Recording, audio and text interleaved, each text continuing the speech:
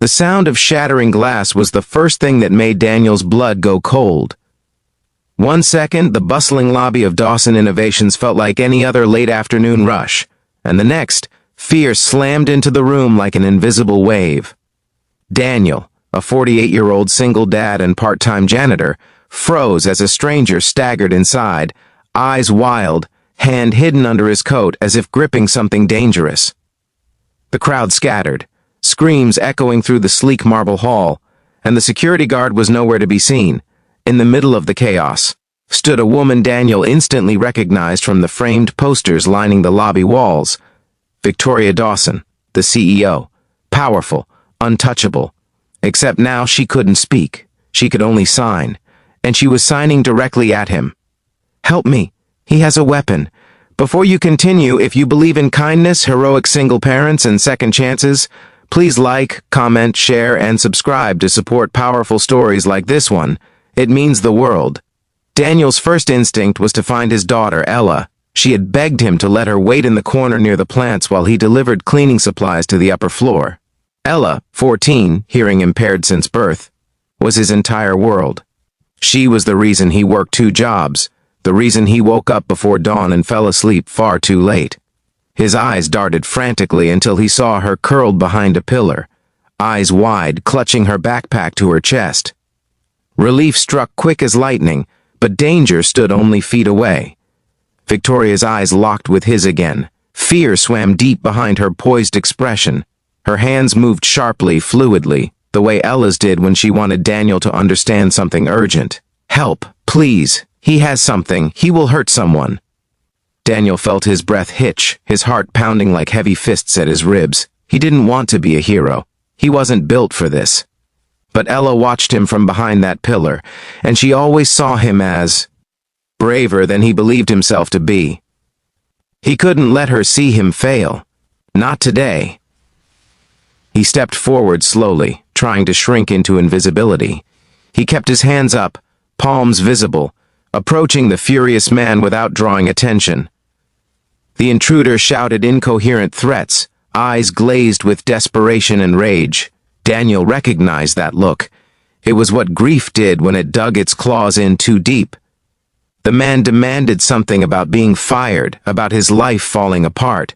He ranted about unfairness and betrayal. Victoria remained silent because she had no voice. She lost it years ago in a car accident the tabloids never truly uncovered, one that stole her ability to speak but ignited her hunger for success. Now she stood, forced to communicate with signs only Daniel could understand in the chaos. Because he knew sign language, because his life had forced him to learn it.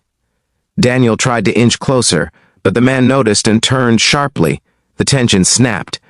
The intruder dragged Victoria by the arm, the invisible threat in his pocket pressing against her ribs.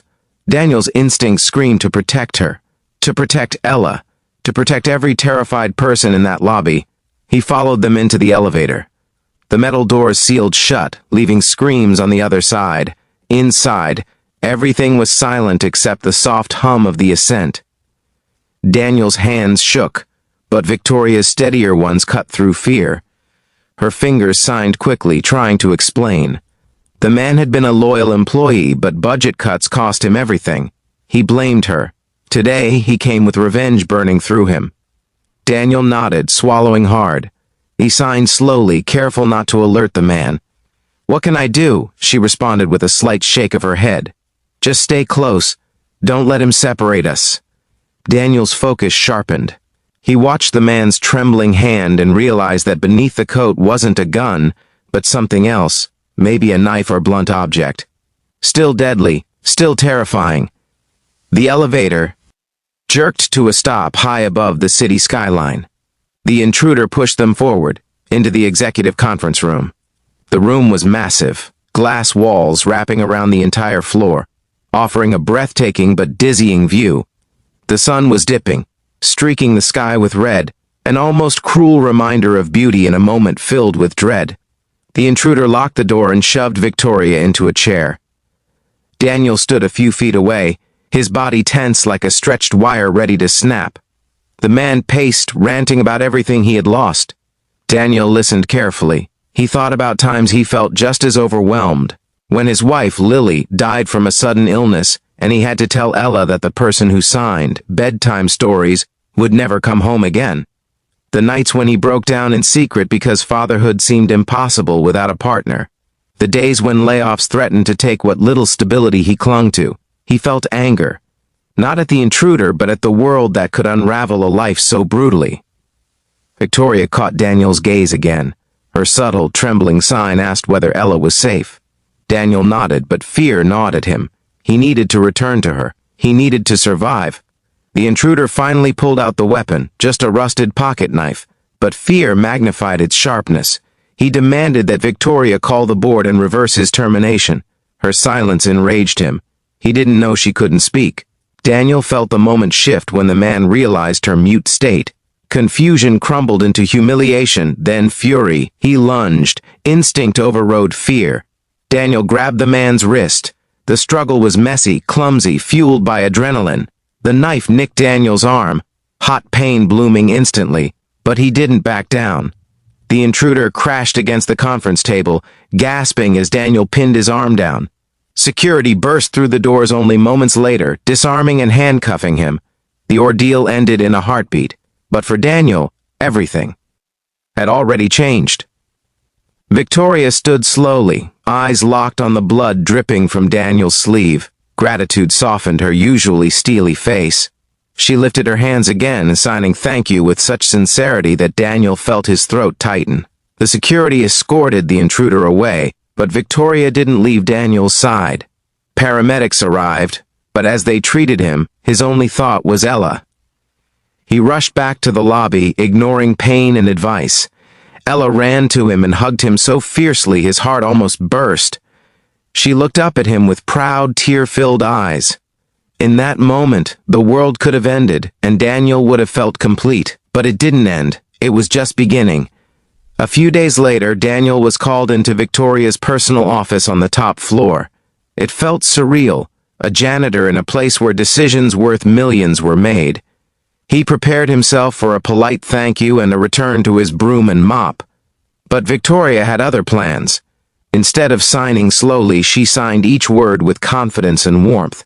She told him she saw strength in him, not just the physical courage he showed in that moment, but the deeper resilience that had been forged by hardship, by love for his daughter. She asked about Ella, about how he learned to sign. Daniel talked about late nights spent practicing just so he could understand his little girl better, so she would never feel alone in silence. Victoria seemed moved. She explained that she wanted to start a new inclusion initiative at the company, one that ensured opportunities for individuals with disabilities and the families who support them. She wanted Daniel to be part of it, not as a janitor but as a community coordinator, someone who could bring both empathy and experience to the mission. Daniel's breath caught. The promotion was beyond anything he could imagine, a full salary, benefits, stability, a future. He tried to protest, feeling undeserving, but Victoria placed a hand on his shoulder gently. She signed that he earned it. He saved her life. And sometimes the people who clean the floors understand the real foundation better than anyone at the top. Her smile told him that this wasn't charity, it was recognition. Daniel accepted the role with tears in his eyes. He rushed home to Ella that evening, lifting her in a spinning embrace. He told her that life, even in its darkest turns, still had a way of surprising them. She signed something he never forgot, that she always knew he was a hero, even before anyone else did. Months passed. Daniel flourished in his new role. Ella joined after-school programs for deaf students, funded by the company's new outreach program. Victoria visited often, her presence a reminder of how kindness and courage had collided that day. The lobby no longer held shadows of fear, only the memory of a single father who stood up when he could have stayed hidden, and every time Daniel walked past those towering framed images of the CEO, he didn't feel small anymore. He wasn't invisible. He was seen. If this story touched your heart, please take a moment to like, comment, share, and subscribe. Your support helps bring more inspiring and emotional stories to life. Before we end, we have a special request. Comment below. Do you believe everyday people can become heroes when it matters most? Your words inspire others. Daniel never wanted to be a hero, he only wanted to be a good father, yet that love gave him strength far beyond fear, and in the silence that once defined his life, he found a voice louder and braver than anything spoken. Sometimes,